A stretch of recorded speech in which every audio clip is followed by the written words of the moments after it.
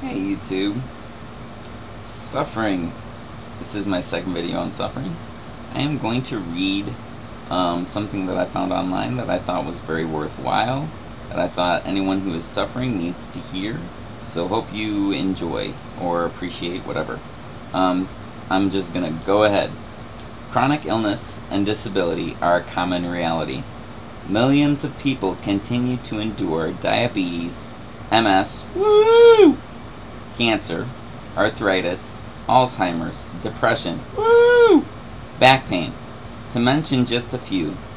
Pain, debilitating weakness, the inability to think or speak clearly are a daily, continuing fact of life that many must negotiate. And I'm sure there's many other things to include in this. And with no end in sight. When I get the flu, I can expect to recover. I have been forced to take a detour from the highway, but I fully anticipate rejoining the main flow in the foreseeable future. I can hardly imagine having the flu and knowing with all certainty that I will never recover from it. I won't die, but I won't get better either. The temptation in this line of thinking, of course, is to conceive of chronic suffering as a permanent detour from normalcy. Real life is somewhere else, and other people are living it. The experience of the chronic sufferer, because it is not normal, is somehow inadequate when compared to the experience of others. According to the good news, however, this is just not so. Through Yeshua, Yahweh made himself known to the world, and will do away with all illness and ultimately end all suffering. Quote, he will wipe away every tear from their eyes, and death will be no more, neither will there be sorrow or crying or pain any more, because the former things have passed away. Unquote. Revelation 21 verse 4. Yahweh's ultimate purpose, then, is the end of chronic suffering, including death itself. But how does he achieve that goal?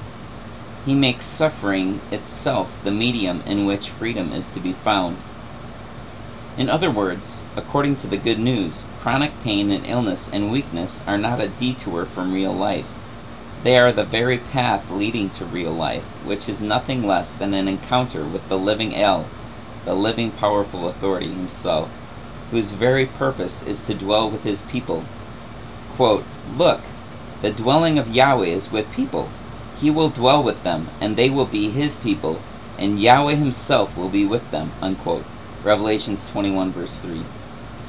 For those of us who are generally physically healthy, it is easy to assume that the real spiritual life consists of such activities as prayer, preaching, reading the Bible, going to church.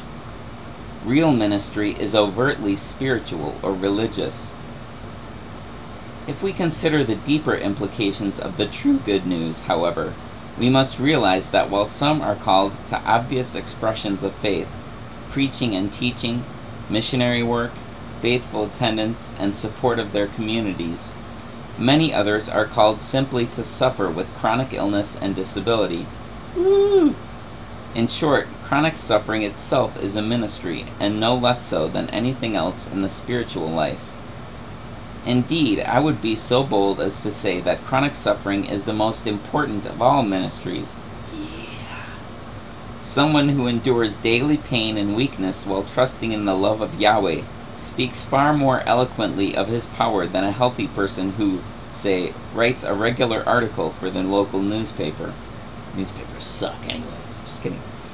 It's one thing for a person to talk about the death and resurrection of the Anointed One.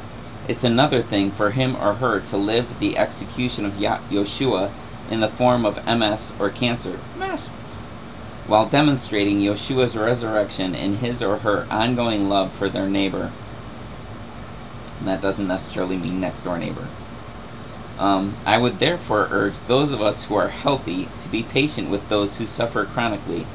Don't expect them to participate in obvious expressions of faith, because the fact is, they don't really need to. They are living the spiritual life more fully and really than we are, and if they even learn to endure their condition without bitterness, they will have achieved a far higher goal than we ever could. For those who endure chronic suffering, I would say, this is your ministry. your victory in the smallest of things. getting out of bed, being gentle with a loved one in the midst of the pain, can and will change the lives of those around you more powerfully than the most talented of writers or preachers or missionaries. It was for you that Yeshua came and suffered so much. He came to suffer not just for you, but with you and beside you. He came to go through what you are going through, so that he might see you all the way through, into a place where all sickness, sorrow, and sighing will finally flee away. As it plainly says, Yahweh did not create an evil angel on purpose. I'm not so sure that's plainly said anyways. I'm not sure I even agree with that. The adversary, Shaitan, was perfect and blameless when Elohim made him. His only flaw was that, like the rest of us, he was equipped with complete unfettered freedom of choice. Possibly. He began to think too highly of himself and too little of Yahweh, as is a common theme across Bible characters. Great power, riches, or beauty often corrupt, leading those possessing them to disregard Elohim and his laws, his instructions. It happened to King Shaul and King Shlomo.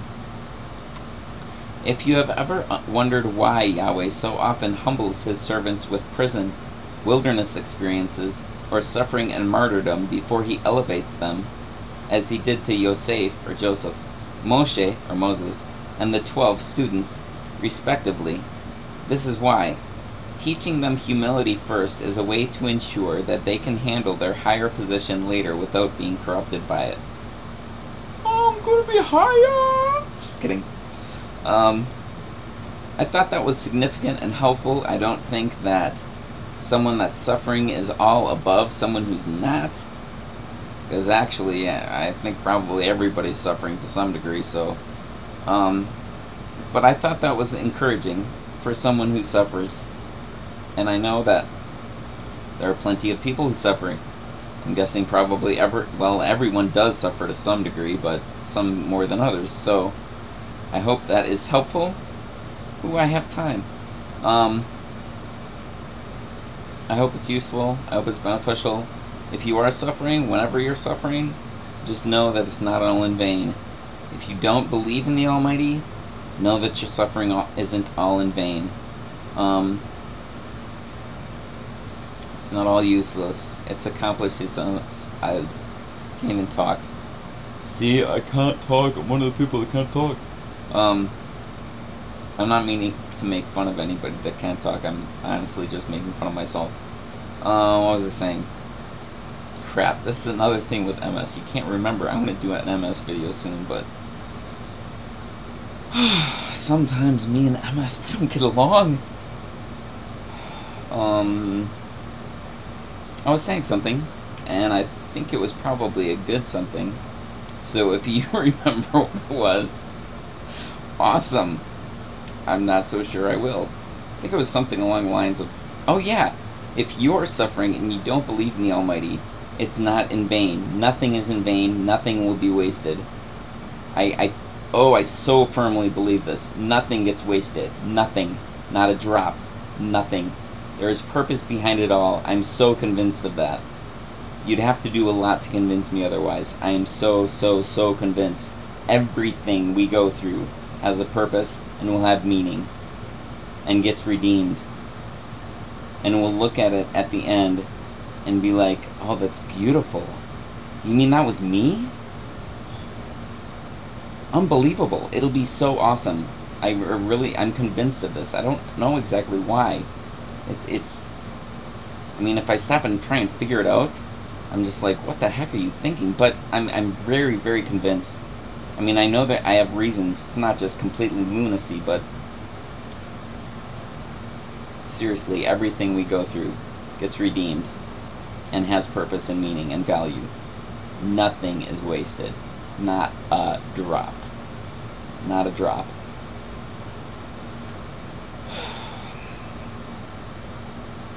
So if you're suffering, I'm really sorry, because sometimes it really sucks. Oh!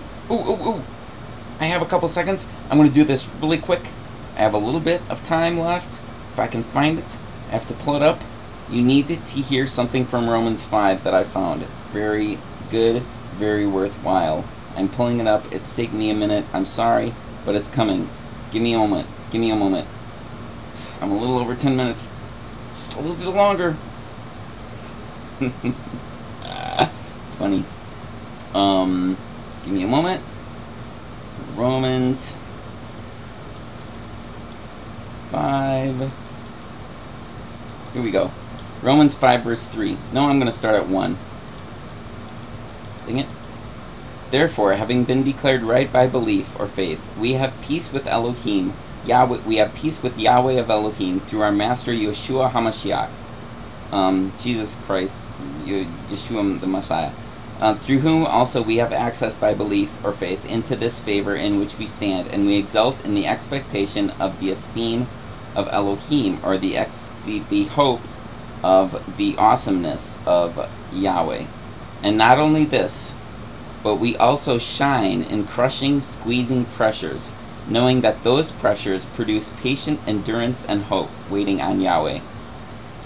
Now, the exult, it's commonly called exult, it's halal. In Hebrew, it means to shine. In Greek, it's chakomai, means to claim superiority, literally to have your head up high. So when you're suffering, you are shining, you have your head up high, you're claiming superiority through suffering. So, I think you should know it. And I'm going to continue. Verse 4, and patient endurance and hope, waiting on Yahweh, produces approved, tried character. An approved, tried character produces expectant anticipation, hope. Expectant, it's something you can expect and you're anticipating. An expectant anticipation doesn't disappoint, because the love of Yahweh has been poured out in our hearts by the separate breath which was given to us, the Holy Spirit, the separate breath. So, hopefully that is encouraging to somebody, but seriously, it's going to be so worth it. I'm sorry for people suffering. I know suffering can get worse than what I've already experienced, but which I would hope not on anybody, but I know too many people go through it. But there is hope, and it gets redeemed. 12 minutes over. Okay. Shalom. Have a good life. Thanks. Bye.